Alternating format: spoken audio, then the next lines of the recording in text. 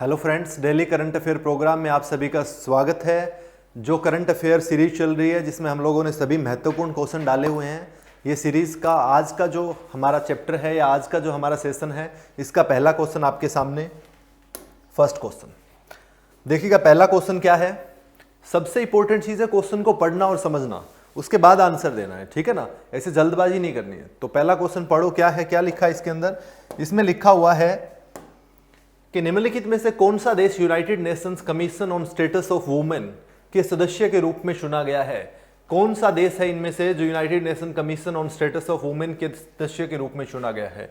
अफगानिस्तान, चीन, भारत, और D option है ए और सी दोनों, यानी अफगानिस्तान और भारत दोनों। तो बताइए कौन सा आंसर करेक्ट है। आंसर दीजिएगा फटाफट, शाबाश। कौन सा है करेक्ट। तो इसका आंसर है करेक्ट अफगानिस्तान एंड भारत, यानी A and C both correct है। तो डी इसका आंसर हो जाएगा, इंडिया एंड अफगानिस्तान। देखिएगा, जो आपका United Nation Commission on status of Women है, commission on status of women जो यूनाइटेड नेशन का है, संयुक्त राष्ट्र का, ये एक्चुअल में इसमें एक साथ 45 सदस्य हो सकते हैं। एक बार में जो है 45 सदस्य इसमें कार्य कर सकते हैं। और इसके लिए अफगानिस्तान और भारत जो है वो 4 वर्ष के लिए 2021 से लेकर 2025 तक सदस्य बने हैं। 2021 से लेकर 2025 तक, ठीक है ना। अफगानिस्तान और भारत जो है 2021 से 2025 तक इसके मेंबर बने हैं, ठीक है ना। 2021 से 2025 तक 4 वर्ष के लिए। चाइना ने भी इसके लिए भाग लिया था, बनना चाहता था, लेकिन नहीं बन पाए। ये बात आपको ध्यान रखना है। यूनाइटेड नेशन जो आपका CSW है, कमीशन आपका जो है ये ऑन स्टेटस ऑफ वुमेन, जो commission on status of Women है CSW, ये एक्चुअल में किसका पार्ट है। देखो, जो संयुक्त राष्ट्र है इसके कई भाग है। जैसे कि मुख्य अंग इसका सबसे पहले अगर बात करें तो महासभा हो गया, फिर सुरक्षा परिषद हो गया, इसी तरह एक आर्थिक एवं सामाजिक परिषद भी है। तो इस प्रकार से जो इसका एक सेक्रेटरिएट हो गया, सचिवालय हो गया, तो इस प्रकार से जो इसके अभिन्न अंग है। फिर जो ICJ इंटरनेशनल कोर्ट हो गया, तो ये तमाम जो इसके अंग है। अब उसमें जो आर्थिक एवं सामाजिक परिषद है, जिसको बोलते हैं हम लोग इकोसोक, यानी इकोनॉमिक और जो सोशल इसकी काउंसिल है, उसका एक भाग है, उसका एक पार्ट है ये आपका commission on status of women, ठीक है। किसका पार्ट है ये, जो यूनाइटेड नेशन की आर्थिक एवं सामाजिक परिषद है उसका भाग है ये बात आपको ध्यान रखनी है। इस CSW जो है इसका कार्य क्या होता है, इसका मेन काम है लैंगिक समानता, यानी जेंडर इक्वलिटी और महिला सशक्तिकरण, यानी वुमेन एम्पावरमेंट को बढ़ावा देना इसका मुख्य कार्य है। महिला सशक्तिकरण यानी वुमेन एम्पावरमेंट, और जेंडर इक्वलिटी यानी लैंगिक समानता, इनको बढ़ावा देने के लिए है। इसका गठन हुआ था 1946 के अंदर, 1946 के अंदर। हेडक्वार्टर्ड इन न्यूयॉर्क USA है, ठीक है। तो ये बातें ध्यान रखना है। और एक बार में 45 मेंबर्स जो है इसके अंदर शामिल हो सकते हैं। ये तमाम चीज़ों का आपको ध्यान रखना है। क्लियर है। तो ये है अफगानिस्तान और भारत इसके अभी सदस्य बने। इसके अलावा आपको एक बात और भी पता होगी कि जो सुरक्षा परिषद है यूनाइटेड नेशन की, जो इकोनॉमिक आपकी सिक्योरिटी काउंसिल है, सुरक्षा परिषद जो है, उसमें भारत अभी 2 वर्षों के लिए क्या चुना गया है, अस्थायी सदस्य के रूप में चुना गया है। ये बात भी आपको पता होना चाहिए। भारत समेत 4-5 देश टोटल चुने गए, 4 और एक भारत है, जिसमें मैक्सिको भी है, नॉर्वे भी है। तो इस प्रकार से 5 देश टोटल चुने गए हैं जो है 2 वर्ष के लिए अस्थायी सदस्य के रूप में। ये बात आपको ध्यान रखना है। क्लियर है ना। तो वो सिक्योरिटी काउंसिल के अंदर है। और यहाँ पर जो commission on status of Women है, इसमें 4 वर्ष के लिए 2021 से 25 तक। और यूनाइटेड नेशन आपको पता ही होगा 24 अक्टूबर 1945 को स्थापना हुई है, द्वितीय विश्व युद्ध समाप्त होने के बाद, ठीक है। इसका अभी प्रेजेंट टाइम पर जो सेक्रेटरी जनरल है वो कौन है यूनाइटेड नेशंस के, तो एंटोनियो गुटेरेस, ठीक है। तो इस प्रकार से चीज़ों को आपको थोड़ा सा आइडिया रखना है। क्लियर है। इसके बाद हम लोग चलते हैं नेक्स्ट क्वेश्चन में। इसका करेक्ट आंसर हो गया ए और सी। थोड़ा सा ध्यान रखना है ये कि भारत 4 वर्ष के लिए 2021 से 25 तक बना है, और अफगानिस्तान और भारत दोनों इसके अभी बने, ठीक है। राइट, चलते हैं नेक्स्ट क्वेश्चन। अगला क्वेश्चन है, हाल ही में भारत सरकार ने किस वर्ष तक कुल प्रजनन दर 2.1% करने का लक्ष्य निर्धारित किया है। किस वर्ष तक किया है ये लक्ष्य निर्धारित, ये बताना है आप लोगों को। जो 2017 का जो पॉलिसी है उसके अकॉर्डिंग हेल्थ पॉलिसी है, उसके अकॉर्डिंग ये चीज़ एक्चुअल में थी। बट अभी गवर्नमेंट ने जो है एक क्वेश्चन का आंसर दिया था राज्यसभा लोकसभा के अंदर, सॉरी, तो पार्लियामेंट में क्वेश्चन का आंसर देते टाइम बताया उन लोगों ने कि कब तक का ये लक्ष्य है। तो ये आपके लिए इंपॉर्टेंट है। इंपॉर्टेंट क्वेश्चन कैसे बन सकता है इसके अंदर, एक तो ये लिखा हुआ है वैसे बन सकता है, और मैं बताता हूँ कैसे बन सकता है। तो कब तक का है आपका ये बताना है आपको, 2022 तक या 2023, 25 और 24, बताइएगा आंसर। तो कुल प्रजनन दर है क्या, सबसे पहले तो ये पता होना चाहिए। ये होती है TFR। TFR बोले तो टोटल फर्टिलिटी रेट। TFR क्या होता है, टोटल फर्टिलिटी रेट। और टोटल फर्टिलिटी रेट यानी कुल प्रजनन दर, इसका सीधा अर्थ होता है कि कोई भी वुमेन जो है वो अपनी प्रोडक्टिव एज में कितने बच्चों को जन्म देती है, वो होता है total fertility rate. Productive age की बात करें तो 15 से 50 की एज होगी अप्रोक्सीमेटली, वो प्रोडक्टिव एज होती है। उसके अंदर कितने बच्चों को जन्म देती है, ये कहलाता है टोटल फर्टिलिटी रेट। तो अब जो है पहले भारत का 2.7 था, फिर 2.6 हुआ, फिर 2.4 पे आ गए थे हम लोग। अभी जो हमारा 2025 तक का टारगेट है, कब तक का, 2025 तक का टारगेट है कि इसको हम लोग लेके आए 2.1 पे। 2.1 पे का क्या मतलब है, समझो इस चीज को। देखिएगा, ये है पुरुष, ये है महिला, इन दोनों की शादी हो गई, ये दोनों जो है एक कपल है, इनको बच्चे पैदा हुए। तो जो इनको जो बच्चे पैदा होंगे वो कितने होने चाहिए, वो होने चाहिए 2.1। अब 2.1 इतना तो बच्चा नहीं होता कोई छोटा सा, लेकिन ऑन एन एवरेज, अगर ऑन एन एवरेज निकालोगे तब 2.1 होना चाहिए।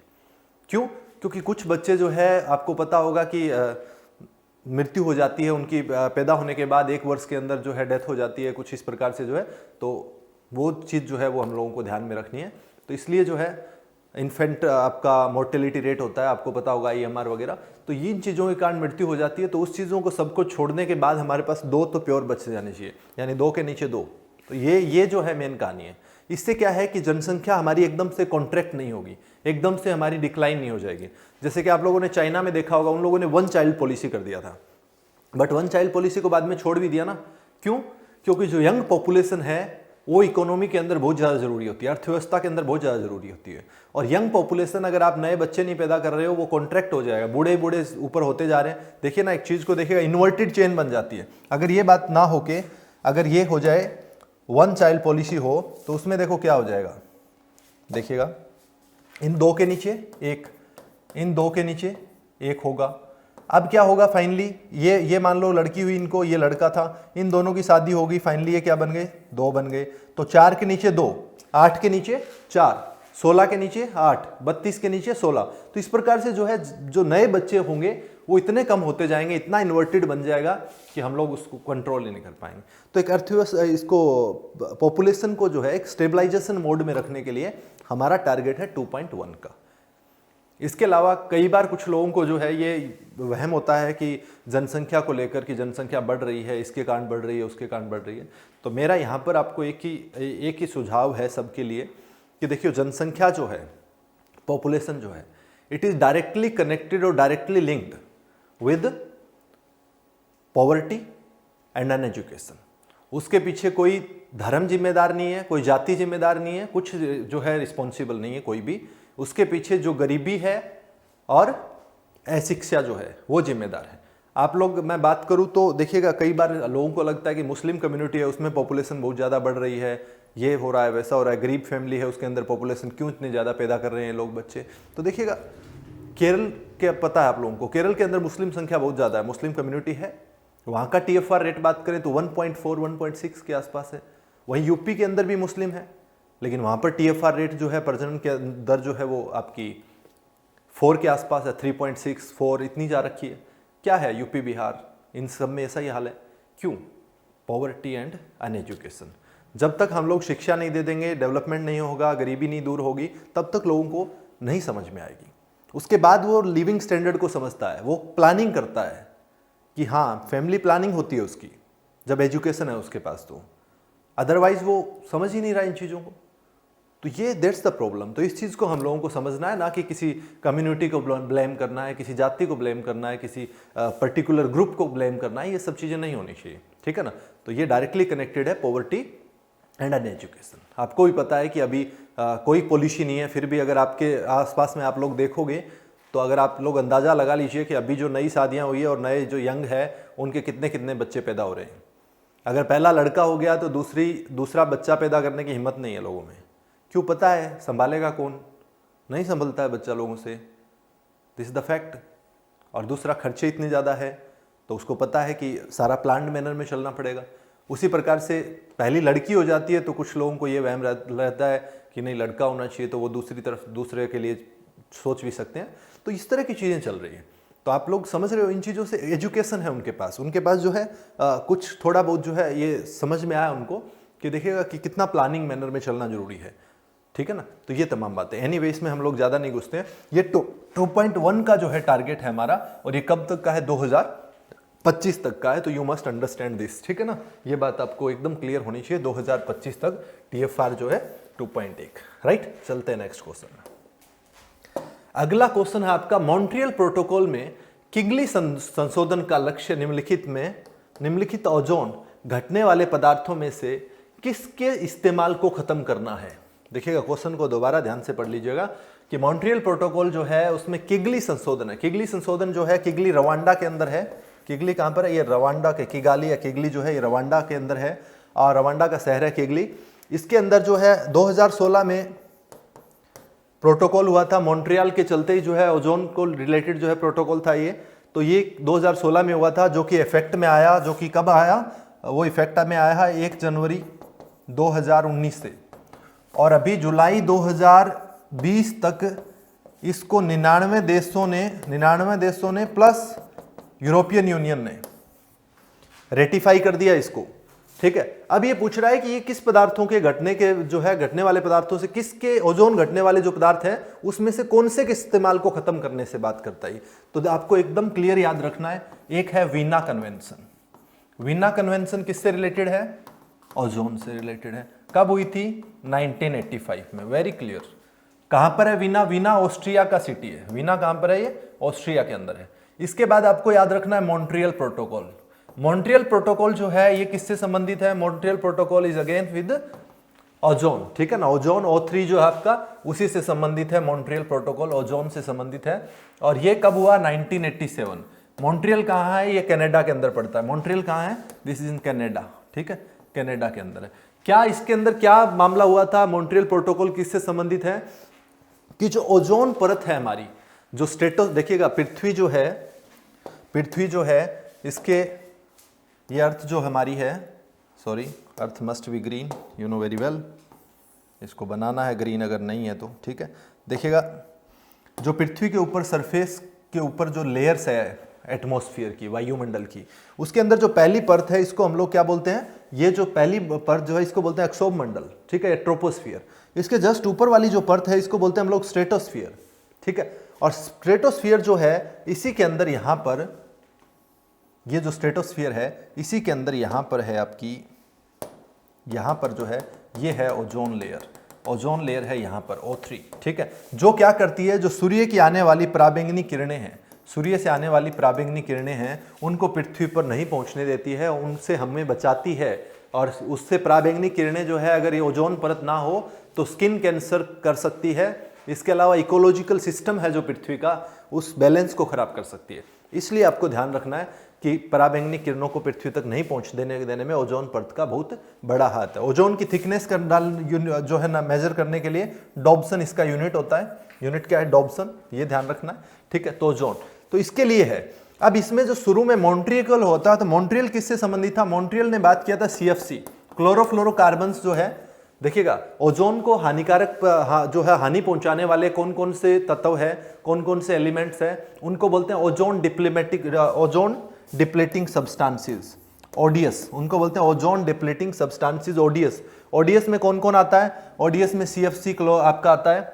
CFC बोले तो क्लोरोफ्लोरोकार्बन आता है। इसके अलावा भी और भी चीजें आती है इसके अंदर, जैसे हेलोन हो गया, वो भी इसी के अंदर आता है। HCFC हो गया, हाइड्रोक्लोरोफ्लोरोकार्बन हो गया, वो भी इसी के अंदर आता है। देन मिथाइल क्लोरोफॉर्म हो गया। तो ये तमाम चीजें जो है ये ODS में है, ओजोन डिप्लेटिंग सब्सटेंसेस है, जो कि ओजोन परत को नुकसान पहुंचाते हैं, राइट। तो ये आपको ध्यान रखना है। अब हम लोग क्या बात कर रहे थे कि ये जो है अभी वाला यानी किगली संशोधन जो 1 जनवरी 2019 से आया, ये मॉन्ट्रियल प्रोटोकॉल के आगे चल रहा है। मॉन्ट्रियल के बाद जो है आपके और भी कई प्रोटोकॉल, जैसे नैरोबी हुआ था 1990 में, फिर 1992 में कोपेनहेगन हुआ था, इसके बाद किगाली हो गया, तो इस प्रकार से कई हुए हैं ये प्रोटोकॉल। तो इसमें जो है अलग अलग बात। अब जो किगाली किसके बारे में बात कर रहा है, किगाली बात कर रहा है HFC जो है उन एलिमेंट्स को समाप्त करने या उन एलिमेंट्स को खत्म करना है। इनके सोर्सेज अगर बात करें तो फ्रीज हो गया, AC हो गया, ये सब जो है सोर्सेज है ओजोन डिप्लेटिंग सब्सटेंसेस के। फ्रिज हो गया आपके घर का, एयर कंडीशनर हो गया, ये सब जो है सोर्सेज है मेजर बड़े रूप से। तो HFC जो है इसको समाप्त करना है हम लोगों को, ताकि ओजोन को नुकसान नहीं पहुंचा सके। पहले CFC किया था, CFC पे हम लोगों ने कंट्रोल कर दिया, इसमें कोई संदेह नहीं है। अब HFC पे कंट्रोल चल रहा है, क्लियर है ना। अगर ये कंट्रोल कर लेते हैं तो इस सदी के अंत तक हम लोग 0.4 डिग्री सेल्सियस जो है वो तापमान वृद्धि को रोक सकते हैं। ये हमारा प्राइम टारगेट है, तो ये आप ध्यान रख लेंगे। किगली संशोधन का लक्ष्य जो है क्या है, HFC को रोकना। क्लियर। कब हुआ, 2016 में हुआ। किगली रवांडा के अंदर है, रवांडा के अंदर है किगली, और रवांडा अफ्रीकन कंट्री है, अफ्रीका के अंदर। 1 जनवरी 2019 से जो है ये इफेक्टिव हुआ है। इसके अलावा जुलाई 2020 तक जो है 99 देशों प्लस EU ने इसको रेटिफाई कर दिया। इतनी बातें ध्यान रख लेंगे आप लोग, ठीक है। इसका करेक्ट आंसर क्या होगा, HFC होगा। चले नेक्स्ट क्वेश्चन में। अगला क्वेश्चन आपका क्या है, अगला क्वेश्चन, प्रत्येक वर्ष अभियंता दिवस पर मेधावी संकायों को मान्यता देने के लिए निम्नलिखित में से कौन सा पुरस्कार स्थापित किया गया है। Very very important question according to me. Why, क्योंकि अभियंता दिवस, अभियंता समझते हैं क्या होता है, इतनी भी हिंदी नहीं करनी चाहिए वैसे, बट स्टिल हो गया है, कोई बात नहीं। Engineers day, engineers day, engineers day जो है उस पर जो ब्रिलियंट लोग हैं उनके लिए, या ब्रिलियंट इंजीनियर्स हैं उनके लिए कौन सा जो है पुरस्कार देने की बात की है। इंपॉर्टेंट क्यों बोला मैंने इसको, इंपॉर्टेंट इसलिए बोला क्योंकि ये पहली बार किया गया है। ये कब किया गया, ये पहली बार किया गया इस बार, इसलिए मैंने इंपॉर्टेंट बोला इसको। और इंजीनियर्स डे कब मनाया जाता है ये बात आपको कमेंट में लिख के अभी बतानी है फटाफट से। इंजीनियर डे कब मनाया जाता है ये आप लोग कमेंट में लिखो। इसके अलावा विश्वेश्वरैया जो है उनके जन्मदिवस पर ये मनाया जाता है आपका इंजीनियर्स डे, और उन्हीं के नाम पर अवार्ड शुरू किया गया है, पुरस्कार शुरू किया गया है इस वर्ष से, 2020 से शुरू किया गया है ये, ठीक है ना। और ये किसके द्वारा शुरू किया गया है, ये शुरू किया गया है एजुकेशन मिनिस्ट्री के द्वारा, एजुकेशन मिनिस्ट्री के द्वारा। एजुकेशन मिनिस्टर जो है अभी वर्तमान में कौन है, रमेश पोखरियाल। और एजुकेशन मिनिस्ट्री का नाम बदलकर जो है, एजुकेशन मिनिस्ट्री का पहले नाम होता था HRD मिनिस्ट्री, अभी जुलाई 2020 के अंदर नाम बदलकर किया गया है एजुकेशन मिनिस्ट्री या शिक्षा मंत्रालय जो है, जुलाई 2020 में हुआ। इससे पहले क्या था, ये था इसका एजुकेशन आपका HRD मिनिस्ट्री। तो ये आपको ध्यान रखना है, क्लियर है ना। तो ये थोड़ा सा आइडिया रखना है, राइट। बताइए फटाफट से अब बस क्या होगा इसका आंसर, जल्दी से। अब इतना दे दिया हिंट तो अब तो बता ही सकते हैं आप लोग, दिक्कत नहीं है। UGC सर्वश्रेष्ठ संकाय पुरस्कार, विश्वेश्वरैया उत्कृष्ट संकाय पुरस्कार, AICT विश्वेश्वरैया सर्वश्रेष्ठ शिक्षक पुरस्कार। तो that's the correct answer is the C is correct answer, C correct answer है। इसमें AICT नाम आ रहा है, ये थोड़ा सा आपको पता होना चाहिए। AICT देखिएगा, AICTE विश्वेश्वरैया सर्वश्रेष्ठ शिक्षक पुरस्कार पहली बार 2020 में शुरू किया गया है इंजीनियर्स डे पे, ठीक है। AICT क्या है इसके अंदर, AICT जो है, जो इंजीनियर्स हैं उनको पता है क्योंकि उनकी डिग्री पे लिखा आता है, या कॉलेज जिसपे वो पढ़ते हैं, affiliated from AICT। All India council, ये क्या है, all India council, all India council, council for technical education, for technical education, this is AICT। तो ये AICT विश्वेश्वरैया सर्वश्रेष्ठ शिक्षक पुरस्कार इस वर्ष शुरू किया गया है और 12 लोगों को दिया गया है, 12 संकायों को दिया गया इस बार। तो ये मैक्सिमम आपसे ये बात पूछ सकता है कितनों को, तो 12, बाकी इससे ज़्यादा और कुछ नहीं पूछेगा, ठीक है। तो ये नाम आपको पता होना चाहिए, AICT विश्वेश्वरैया सर्वश्रेष्ठ पुरस्कार जो है इस क्षेत्र में है ये, तो इंजीनियर्स डे पर दिया गया है ये, ठीक है, क्लियर। तो इतना ध्यान रखना आपको। विश्वेश्वरैया के बारे में आप लोग, M विश्वेश्वरैया जो है वेरी फेमस, आप लोग अच्छे समझते होंगे, एक इंजीनियर, ठीक है, सिविल इंजीनियर थे ये। इनका नाम जो है बहुत बड़ा है, ठीक है, बहुत सारी यूनिवर्सिटीज़ इनके नाम से है, बहुत सारे कॉलेजेस जो यूनिवर्सिटीज़ इनके नाम से है, जो इंजीनियरिंग फील्ड से है, ठीक है ना। तो ये आपको थोड़ा सा ध्यान रखना है। तो ये आपका सी करेक्ट आंसर हो गया। चलते हैं नेक्स्ट क्वेश्चन में। अगला क्वेश्चन है, अब्राहम समझौते पर हस्ताक्षर करने वाले देशों के नाम बताइए। अब्राहम समझौता कौन सा है? अब्राहम समझौते पर हस्ताक्षर करने वाले देशों के नाम बताइए। बताइए, सामने लिखा हुआ आपके ABCD, कौन सा करेक्ट होगा? Come on, do it fast. ABCD कौन है?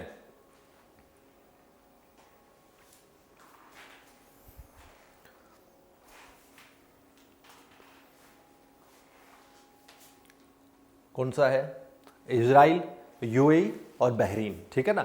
इजराइल, UAE और बहरीन। अब ये इंपॉर्टेंट क्यों है? अब्राहम समझौता हमारे लिए क्यों इंपॉर्टेंट है?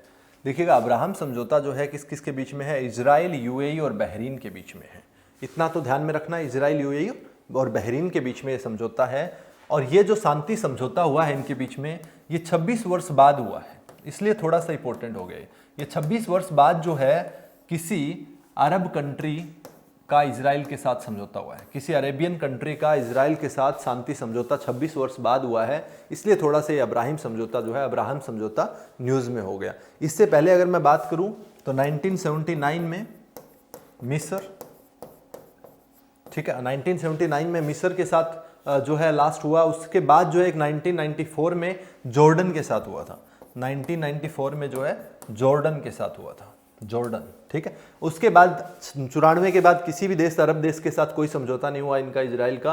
अब जो है उन 26 वर्ष हो गए 2020 तक। 26 वर्ष बाद जो है इजराइल का UAE और बहरीन के साथ हुआ है। UAE, यूनाइटेड अरब अमीरात, और बहरीन जो है इनके साथ समझौता हुआ है, शांति समझौता। और इसके बाद जो है दोनों एक दूसरे के पर्यटन में, व्यापार में, इन चीज़ों में सहयोग करेंगे, डिफेंस में, ठीक है, सहयोग करेंगे। तो इसके लिए शांति समझौता हुआ है। तो ये बात आपको ध्यान रखना है। तो इसलिए अब्राहम नाम थोड़ा सा समझने की कोशिश करना है, ध्यान रखना है इसको, ठीक है। इतनी बात समझ में आ गई आपको। इसके बाद अगर मैं बात करूं तो इजराइल आपको पता ही है कहाँ पर है? भूमध्य सागर, लगता है इजराइल को भूमध्य सागर के तट पर है, जो मेडिटेरियन सी है उसके तट पर है आपका इजराइल, ठीक है। ये बात ध्यान रखनी है, भूमध्य सागर या मेडिटेरियन जो सी है उसके तट पर है आपका इजराइल। UAE की बात करें तो UAE जो है अरेबियन पेनिनसुला पे पूर्वी तरफ पड़ता है, ठीक है। अरब जो पेनिनसुला है या आपका प्रायद्वीप है, इस पे पूर्व की तरफ जो है UAE, यूनाइटेड अरब अमीरात पड़ता है, ठीक है। तो ये आपको, बहरीन की अगर बात करें तो बहरीन पर्शियन गल्फ के अंदर पड़ता है। पर्शियन गल्फ के अंदर जो है एकदम तटीय कंट्री है, पर्शियन गल्फ के अंदर बहरीन, ठीक है। इनकी कैपिटल की बात करें तो यरूशलेम या जेरूसलम जो है, और यरूशलेम एक ही बात है। ये कैपिटल है, राजधानी है इजराइल की। इसके अलावा UAE की राजधानी की अगर मैं बात करूं तो यूनाइटेड अरब अमीरात की राजधानी क्या है? ये आप लोग बताइएगा फटाफट से, क्या है इसकी राजधानी? Abu Dhabi, Abu Dhabi, Abu Dhabi. इसकी क्या है? इसकी है मनामा। बहरीन की राजधानी क्या है?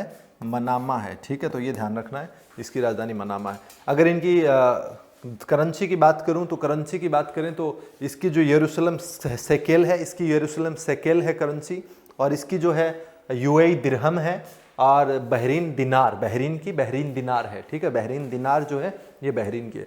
तो ये थोड़ा बहुत आइडिया और रख लेना, और ये अब्राहम समझौता जो है थोड़ा सा ध्यान रख लेना आप लोगों को, ठीक है। इजराइल जो है हमारे लिए बहुत इंपॉर्टेंट है। इजराइल के जो प्राइम मिनिस्टर है नेतान्याहू, ठीक है, बेंजामिन नेतान्याहू जो है वो इसके प्राइम मिनिस्टर है, और भारत के साथ काफ़ी अच्छे संपर्क हैं इनके साथ, तो ये थोड़ा सा ध्यान रखना है। इसके बाद चलते हैं नेक्स्ट क्वेश्चन में। अगला क्वेश्चन आपके सामने कौन सा है? हाल ही में दिव्यांग कारीगरों और उद्यमियों के शिल्प कौशल और उत्पादों को बढ़ावा देने के लिए एकम फेस्टिवल कहाँ शुरू हुआ है? देखिएगा, एकम फेस्टिवल है किसके लिए है? दिव्यांग कारीगरों और उद्यमियों के शिल्प कौशल और उत्पादों को बढ़ावा देने के लिए। शिल्प कौशल समझते हो ना आप लोग? क्राफ्ट शैली जो है, क्राफ्ट जो उनकी स्किल है, उनको बढ़ावा देने के लिए। दिव्यांग के लिए है, लेकिन इस बात को ध्यान रखना है, दिव्यांग के लिए। तो दिव्यांग के लिए, और कहां पर हुआ है? फटाफट से आंसर दो, शाबाश। पंजाब, नई दिल्ली, हरियाणा, राजस्थान, कहां हुआ है? एकम क्या मतलब होता है? एकम का मतलब एक्चुअल में क्या होता है? एंटरप्रेन्योरशिप।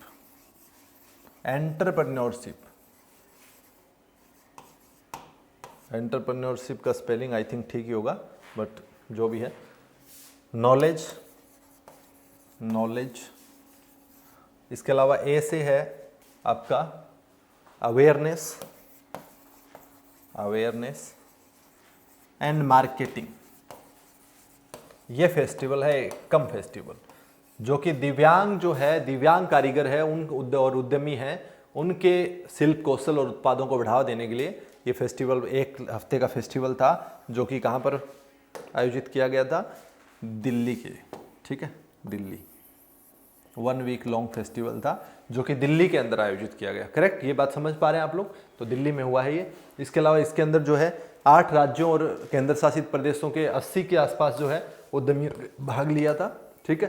तो उनके लिए हम लोग क्या क्या चाहते हैं कि उनके द्वारा जो उत्पाद बनाए गए हैं उनकी मार्केटिंग की जाए, उनको बढ़ावा दिया जाए, ताकि ये लोग मोटिवेट हो और ये कुछ ना कुछ जो है इस प्रकार से एंटरप्रेन्योरशिप स्किल्स पैदा हो और एंटरप्रेन्योरशिप बने, ये भी लोग करें या एंटरप्रेन्योर्स बने। तो ये इस चीज़ के लिए हम लोग ये काम कर रहे हैं। समझ आ रही है ये चीज़? ठीक है, तो इसका करेक्ट आंसर बता दीजिएगा फटाफट से, क्या हो जाएगा अब? बी फॉर बॉम्बे करेक्ट हो जाएगा। ये आपका करेक्ट हो जाएगा इसका नई दिल्ली, राइट। तो ये आपको ध्यान रख लेना है। चलते हैं नेक्स्ट क्वेश्चन पे।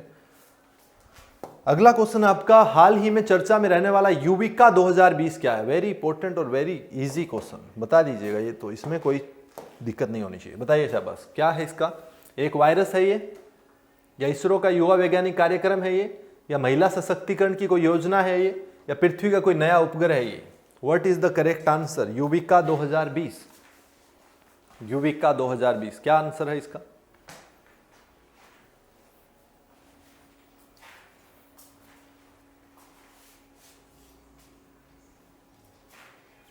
बताइए शाबाश।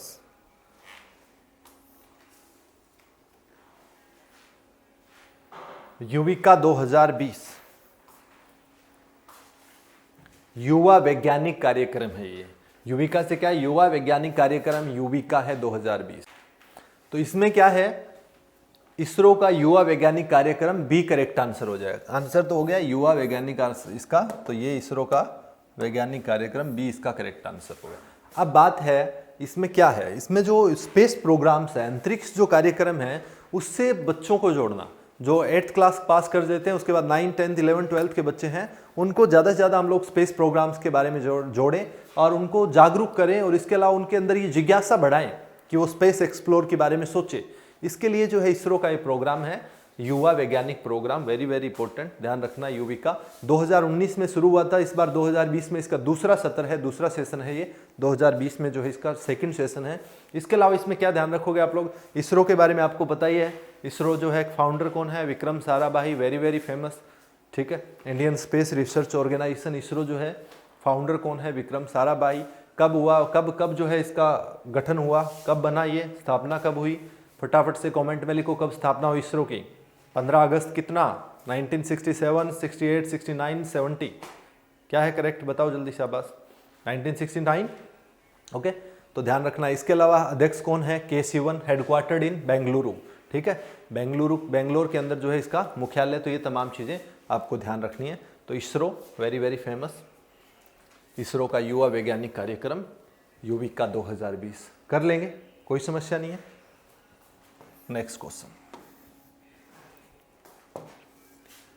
पुतनहली झील किस राज्य में स्थित है? बता दीजिएगा। वेरी वेरी इजी अगेन, आज बहुत ही आसान आसान क्वेश्चन आपके लिए। पुतनहली झील किस राज्य में स्थित है? कम ऑन बताइए। केरल में है, कर्नाटक में है, तमिलनाडु में है, आंध्र प्रदेश में है? कौन से स्टेट में है पुतनहली? इन विच स्टेट? पुतनहली जो है, एक्चुअल में मुद्दा क्यों उठा पुतनहली का, वो भी मैं बता देता हूँ। ये जो झील है, मीठे पानी की झील है ये, और इसमें जो अनौपचारिक सीवेजेस है, इंडस्ट्रियल सीवेजेस हो गए, उसका पानी जो इसके अंदर आने लग गया, जिसके कारण जो है झील का इकोलॉजिकल सिस्टम खराब हो रहा था। ये झील जो है इसका पानी खराब हो रहा था, तो ये न्यूज़ में आ गई इसलिए। और ये कर्नाटक की झील है, छोटी झील है, मीठे पानी की झील है, तो कर्नाटक इसका करेक्ट आंसर होगा। बी फॉर बॉम्बे, बॉम्बे नहीं, यहाँ कर्नाटक जो है ये करेक्ट आंसर है इसका, ये आपको ध्यान रखना है। क्लियर है? तो कर्नाटक में है ये झील। कर्नाटक के अंदर जो है ये पक्षी अभयारण्य भी है, इसी नाम से पुतनहली पक्षी अभयारण्य जो है ये भी है, ठीक है ना, तो ये भी ध्यान रखना है। पुतनहली पक्षी अभयारण्य भी है कर्नाटक के अंदर, तो ये आपको ध्यान रखना है। इसके अलावा कर्नाटक के बारे में और कोई बात करना चाहते हो? देखो, कुछ लोगों को विधानसभा, लोकसभा, राज्यसभा सीटें जानने में बड़ी इच्छा रहती है, तो मैं कहता हूँ कि सारे स्टेट्स का विधानसभा, राज्यसभा, लोकसभा नहीं चाहिए। जो ज़्यादातर न्यूज़ में रहते हैं या फिर हाल ही में चुनाव हुए हो, उन स्टेट्स का याद रखो बस। अब 29 स्टेट है, उसका विधानसभा, लोकसभा, राज्यसभा रटने में रह जाओगे, तो ऐसा नहीं करना है इंपॉर्टेंट का। तो इसलिए मैं थोड़ा बहुत बीच बीच में कभी कभी बताता रहता हूँ, राइट। तो इसमें क्या रखोगे, इसका जो है विधानसभा सीट्स कितना है, 224 है। कर्नाटक का विधानसभा सीट्स पूछ ले 224 है। अगर लोकसभा पूछ ले 28 है। लोकसभा की कितनी है, 28 है। राज्यसभा की पूछ ले तो कितनी है, 12 है। और विधानसभा की कितनी है, तो 224 है। इसके अलावा कर्नाटक के अंदर और कोई खास बात, कर्नाटक का सीएम कौन है अभी, तो कर्नाटक के मुख्यमंत्री बीएस येदियुरप्पा। बीएस येदियुरप्पा जो है वो कर्नाटक के चीफ मिनिस्टर है। वाजूभाई वाला जो है वहां पर राज्यपाल है। वाजूभाई वाला जो है वो वहां पर राज्यपाल है। इसके अलावा और कर्नाटक के अंदर और कोई खास बात, बेंगलुरु कैपिटल है, जिसको सिलिकॉन वैली ऑफ इंडिया कहा जाता है। सिलिकॉन वैली क्यों कहा जाता है, IT industry, information technology industry वहां पर स्टेब्लिश्ड है, इसलिए कहते हैं। और कोई खास बात, न्यू मैंगलोर पोर्ट है वहां पर, बंदरगाह है न्यू मैंगलोर। और कोई खास बात कर्नाटक की, देखिएगा कर्नाटक के अंदर नेशनल पार्क्स है, बांदीपुर हो गया, नगर होल हो गया, ये नेशनल पार्क है। इसके अलावा बनेरहट नेशनल पार्क जो है ये न्यूज़ में है इस बार, तो इसका पूछा जा सकता है। बनेरहट जो है वो कौन से स्टेट में है, बनेरहट, ठीक है, ये ऐसे लिखोगे, बनेरहट नेशनल पार्क, ये कौन से जो स्टेट के अंदर है, तो ये आपका कर्नाटक के अंदर है। बांदीपुर, और ये तो कई बार पूछे भी गए हैं, नगर हॉल और बांदीपुर तो ये पूछे जा चुके हैं। तो बनेरहट को थोड़ा सा, बनेर जो है बनेरघट करके है, बनेरहट भी नहीं, बनेरघट करके है एक्चुअल में। बनेरघट जो है, बनेरघाट जो है वो नेशनल पार्क आपका कर्नाटक के अंदर। इसके अलावा कर्नाटक में जीआई टैग किस किस को मिला हुआ है, तो कर्नाटक में अभी रिसेंट मिला था सिरसी सुपारी। मैं बार बार बताता हूँ ना, सिरसी सुपारी, सिरसी सुपारी। और कर्नाटक में GI tag Mysore silk, Mysore का सिल्क जो है उसको मिला हुआ है। इसके अलावा कुर्ग की अरेबिका कॉफ़ी, अरेबिका और रोबस्टा जो है दो कॉफ़ी वर्ल्ड वाइड फेमस है, जिसमें इंडिया दोनों उगाता है, अरेबिका भी और रोबस्टा भी। तो कुर्ग की जो अरेबिका जो कॉफ़ी है उसको मिला हुआ है जीआई टैग, ठीक है। कुर्ग को भारत का कॉफ़ी कैपिटल भी कहा जाता है। तो ये तमाम बातें जो है कर्नाटक के बारे में थोड़ा सा आपको और आइडिया रख लेना, क्लियर। चलते हैं नेक्स्ट क्वेश्चन में। इसका करेक्ट आंसर कर्नाटक हो गया। नेक्स्ट क्वेश्चन आपका, पुस्तक द मॉन्क जो भारत को दुनिया के सामने ले गए किस महापुरुष पर आधारित है। द मॉन्क जो भारत को दुनिया के सामने ले गए, तो मॉन्क आपको पता है भिक्षु, तो दुनिया के सामने ले गए किस महापुरुष पर आधारित है, बताइएगा कौन महापुरुष थे। महात्मा गांधी, महात्मा गांधी से संबंधित है, या फिर ईश्वर चंद्र विद्यासागर से, या राजा राम मोहन राय, या स्वामी विवेकानंदा, कौन से संबंधित है बताओ फटाफट से बस। राजा Ram Mohan Roy, very famous personality, जो सती प्रथा समाप्त करने में 1829 में विलियम बेंटिक उस टाइम पर गवर्नर थे, ठीक है, तो उसके कार्यकाल में हुआ था ये सती प्रथा, ठीक है, पर समाप्ति राजा राम मोहन राय। भारत के फर्स्ट अगर कह सकते हैं हम लोग रिफॉर्मर, इनको कह सकते हैं हम लोग, राजा राम मोहन राय को। महात्मा गांधी आपको पता ही है, महात्मा गांधी के बारे में बताने की जरूरत नहीं है। 2 अक्टूबर को महात्मा गांधी के लिए गांधी जयंती मनाते हैं हम लोग। अफ्रीका से लौटे थे 9 जनवरी 1915 को, उस दिन को 9 जनवरी को हम लोग प्रवासी भारतीय दिवस मनाते हैं। तो ये तमाम बातें जानते हैं आप लोग, लेकिन क्वेश्चन है द मॉन्क जो भारत को दुनिया के सामने ले गए किस महापुरुष पर है, तो शाबाश, ये है आपका स्वामी विवेकानंदा। स्वामी विवेकानंदा के बारे में आप लोगों को पता होगा। स्वामी विवेकानंद जो है इनके जन्मदिन पर जो है 12 जनवरी को युवा दिवस मनाते हैं, राष्ट्रीय युवा दिवस में मनाया जाता है, ये आपको पता होना चाहिए। इसके अलावा स्वामी विवेकानंद जो है इनके नाम से योग विश्वविद्यालय, भारत के बाहर सबसे पहला योग विश्वविद्यालय जो है स्वामी विवेकानंद के नाम से यूएसए के अंदर। इसके अलावा 1893 में शिकागो, पता होगा आप लोगों को, शिकागो में धर्म संसद जो है रिलीजियन पार्लियामेंट को संबोधित किया इन्होंने स्वामी विवेकानंद ने। जो रिलीजियन पार्लियामेंट थी या धर्म संसद थी उसको विवेकानंद जी ने उसको 1893 में शिकागो में किया था। तो ये आपको ध्यान रखना है, ठीक है। इनके गुरु कौन थे, अगर इनके गुरु की बात करें तो रामकृष्ण परमहंस जो है इनके गुरु थे। ये बात आपको ध्यान रखना है। रामकृष्ण मिशन की भी स्थापना की थी उन्होंने, 1896-97 में रामकृष्ण मिशन की भी स्थापना की थी। तो ये कुछ एक चीज़ें जो है वो स्वामी विवेकानंद जी के साथ जुड़ी हुई है। तो द मॉन्क जो है, जो भारत को दुनिया के सामने ले गए, ये किस महापुरुष पर आधारित पुस्तक है? तो ये पुस्तक है स्वामी विवेकानंद। ये क्वेश्चन इंपॉर्टेंट है आपके लिए, you must understand, you must know it. ठीक है, चलते हैं नेक्स्ट क्वेश्चन में। अगला क्वेश्चन है समावेशी इंटरनेट सूचकांक। समावेशी का मतलब होता है इंक्लूसिव। इंटरनेट आपको पता ही है, और सूचकांक मतलब इंडेक्स। तो इंक्लूसिव इंटरनेट इंडेक्स 2020 में भारत का नया स्थान क्या है?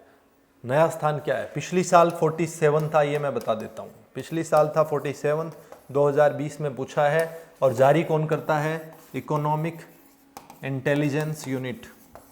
इकोनॉमिक इंटेलिजेंस यूनिट जो है, इसके द्वारा जारी किया जाता है। इतनी बात मैंने बता दी है। फर्स्ट कंट्री है इसके अंदर स्वीडन, पहले नंबर पे है स्वीडन, दूसरे नंबर पे है न्यूजीलैंड, और तीसरे नंबर पे है यूएसए, और लास्ट नंबर पे है इसमें ब्रूंडी। ब्रूंडी जो है वो लास्ट में है। बच कौन गया? जो इस क्वेश्चन का आंसर है वही बचा है, क्योंकि आप लोगों को बताना है वो इसलिए बचा है। तो ब्रूंडी जो है वो आखिरी है इंक्लूसिव इंटरनेट इंडेक्स के अंदर। ये किस आधार पे हम लोग पता लगाते हैं, या इकोनॉमिक इंटेलिजेंस यूनिट किस आधार पर ये तय करती है? तो ये आपको थोड़ा ध्यान रखना है, किस आधार पर ये पता लगाती है, तय करती है। तो देखिएगा, ये पता लगाती है आपकी अवेलेबिलिटी, कि इंटरनेट की अवेलेबिलिटी है कि नहीं है, उपलब्धता है कि नहीं है। अवेलेबिलिटी है तो अफोर्डेबिलिटी है कि नहीं है, यानी बंदा अफोर्ड कर सकता है या नहीं है। 2 GB मिल रहा है 2000 रुपये का, कौन लेगा? 2 GB आजकल 10 मिनट तो ज़्यादा कम हो गया, मतलब 2-3 घंटे में समाप्त कर सकता है कोई भी व्यक्ति। तो इस प्रकार से तो अफोर्डेबिलिटी होना भी ज़रूरी है। अगर अवेलेबिलिटी किसी चीज़ की है, उसका मतलब ये नहीं है कि वो यूज़ हो सकती है, वो अफोर्डेबल होगी तभी यूज़ हो सकती है। ठीक है ना। इसके अलावा रेडीनेस, कितना जो है आपका सिस्टम है, तो ये तमाम चीज़ें देख के जो है ये जारी करती है। और इसमें भारत का स्थान रहा है 46। इंडिया कितना रहा है? 46 रहा है, 46वें नंबर पे भारत रहा है। ठीक है, तो ये आपको ध्यान रखना है। इंक्लूसिव इंटरनेट इंडेक्स में भारत 46वें स्थान पर है, ये आपको क्लियर होना चाहिए। पिछली साल 47वें पे था, और पहले पे स्वीडन है, फिर न्यूजीलैंड। इंटरनेट मौलिक अधिकार है कि नहीं? इंटरनेट जो है आपका फंडामेंटल राइट है कि नहीं, ये बताइएगा। तो केरला के अंदर जो है इंटरनेट को मौलिक अधिकार घोषित करने वाला केरला पहला राज्य था। इसके अलावा जम्मू कश्मीर में इंटरनेट का इश्यू पर सुप्रीम कोर्ट ने कई बार बोला, लेकिन बोला सिर्फ, और कुछ नहीं किया। ये बोला इंटरनेट बहुत ज़रूरी है, इंटरनेट के बिना आज जीवन में कैसे आदमी काम चलाएगा, इंटरनेट के बिना कैसे रह सकता है, ये सब बोला। लेकिन आगे ये नहीं बोला गवर्नमेंट को कि तब तक शुरू करो वहाँ पर। तो वहाँ पर 2G स्पीड में इंटरनेट चल रहा है। आज के दिन 2G में क्या होता है, you can understand very well. ठीक है, तो कुछ एरिया के अंदर जो है अभी ट्रायल कर रहे हैं 4G। तो ये चीज़ें हैं, वहाँ पर बंद कर दिया था 370 हटाने के बाद। तो सुप्रीम कोर्ट ने बोला कि ये बहुत ज़रूरी है, ऐसा तो कैसे कर सकते हो आप लोग, ये वो बहुत बोला। लेकिन लास्ट में सरकार ने बोला सही बात है। तो सुप्रीम कोर्ट ने ऐसा नहीं बोला कि उसको करो, वहाँ पर कब तक गाइडलाइन, कोई डेट लाइन या कोई डेडलाइन दिया हो कि उस टाइम तक करो, ऐसा कुछ भी नहीं। तो इस प्रकार से चीज़ें हुई। तो ये इंटरनेट जो है आज के दिन में बहुत ज़्यादा ज़रूरी है, इसमें कोई शक नहीं है, क्योंकि लोगों के व्यापार से जुड़ा हुआ है। ये लोग ट्रेड करते हैं इंटरनेट के थ्रू। बहुत सारी चीज़ें इंटरनेट से आज के दिन जुड़ी हुई है, आप लोग अच्छे से समझ सकते हो इस चीज़। आज हम लोग कनेक्ट हो रहे हैं, वो इंटरनेट के माध्यम से कनेक्ट हो रहे हैं, अदरवाइज़ ये पॉसिबल नहीं होता। इतनी दूर बैठे हुए आप लोग कनेक्ट नहीं हो पाते। तो it is very very required. ठीक है, तो 46वां स्थान है इसके अंदर भारत का। राइट, चलते हैं नेक्स्ट क्वेश्चन में। अगला क्वेश्चन आपके लिए है, कार्यस्थल पर यौन उत्पीड़न को सुप्रीम कोर्ट ने महिला के कौन से मौलिक अधिकारों पर हनन कहा है? कौन से पर कहा है, बता दीजिएगा शाबाश फटाफट से। कौन से मौलिक अधिकार? मौलिक अधिकार आपको पता है ना, भारतीय संविधान का भाग 3 जो है, पार्ट 3 ऑफ इंडियन कॉन्स्टिट्यूशन मौलिक अधिकार से संबंधित है, जिसे मैग्ना कार्टा भी कहा जाता है। मैग्ना कार्टा कहा जाता है जिसको। ठीक है, भाग 3 को। वो आर्टिकल कहाँ से कहाँ तक है? 12 से लेकर 35 अनुच्छेद तक है। तो उसमें पूछ रहा है कि महिला के कौन से मौलिक अधिकारों का हनन है, जो कार्यस्थल पर, जो वर्किंग प्लेस है उसका, जहाँ पर नौकरी कर रही है, जॉब कर रही है, वहाँ पर जो यौन शोषण, यौन उत्पीड़न होता है। तो सुप्रीम कोर्ट ने इसके कौन से मौलिक अधिकारों का हनन किया है? 14, 15 या 21? 14 में क्या है मैं बता देता हूँ, राइट टू इक्वलिटी से संबंधित है। 14 से 18 तक समानता का अधिकार है, और ये बोलता है कि विधि के समक्ष समानता। अनुच्छेद 14 क्या बोलता है? विधि के समक्ष सब बराबर है, कोई भेदभाव नहीं। अनुच्छेद 15 क्या बोलता है? अनुच्छेद 15 बोलता है कि धर्म यानी रिलीजियन, कास्ट यानी जाति, प्लेस ऑफ बर्थ यानी जन्म स्थान, इसके अलावा रेस यानी उसका रंग क्या है, काला है कि भूरा है, ठीक है, गोरा है कि कैसा है, ठीक है, उस चीज़ को रेस बोलते हैं। इसके अलावा प्लेस ऑफ बर्थ हो गया। इसके अलावा इनके आधार पर जो है, इन चीज़ों के आधार पर कोई भी भेदभाव नहीं किया जाएगा, ठीक है ना। लिंग के आधार पर, सेक्स के आधार पर कोई भेदभाव नहीं, पुरुष है या महिला कोई भेदभाव नहीं होगा। तो ये भेदभाव जो है अनुच्छेद 15 में, यानी धर्म हो गया, जाति हो गया, लिंग हो गया, जन्म स्थान हो गया, ठीक है, इनके आधार पर जो है कोई भेदभाव नहीं होगा, ये बात लिखी हुई है। अनुच्छेद 21 क्या बोलता है? अनुच्छेद 21 बोलता है जीने का अधिकार। लेकिन जीने का अधिकार का मतलब ये नहीं काट जैसे कि आप लोग करते हैं ज़्यादातर, सिर्फ काट रहे हैं, ठीक है, कट रही है साहब, बढ़िया है, चल रहा है, काटना नहीं है, जीना है। Live with dignity, life with dignity है इसके अंदर, ठीक है ना। तो डिग्निटी के साथ जीने का अधिकार है। बट समझो इस चीज़ को, मरने का भी है क्या, इसके बारे में चर्चा करेंगे। यूथनेशिया के बारे में किसी दिन, यूथनेशिया जो है उसके बारे में पढ़ेंगे तो हम लोग बात करेंगे। लेकिन अभी के लिए क्वेश्चन ये आपका कि कौन से महिला मौलिक अधिकारों का हनन है। ये 14, 15 और 21, तो ये तीनों का ही है, 14 का भी और 15 का भी और 21 का भी, समझ रहे हैं। तो ये थोड़ा सा ध्यान रखना, क्योंकि सुप्रीम कोर्ट ने रिसेंटली ये बात कही थी, अभी थोड़े दिन पहले की बात है। तो 14, 15 और 21 तीनों का ही ये हनन है। क्लियर? ठीक है। तो ये आज के क्वेश्चंस थे आपके।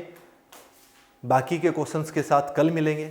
तब तक आप लोग जो है पिछली क्लासेस को, मैं बार बार कह रहा हूँ, इस बात पर गौर करो, पिछली क्लासेस को देखो, और मिलते हैं नेक्स्ट सेशन के अंदर। तब तक के लिए बाय बाय, थैंक यू।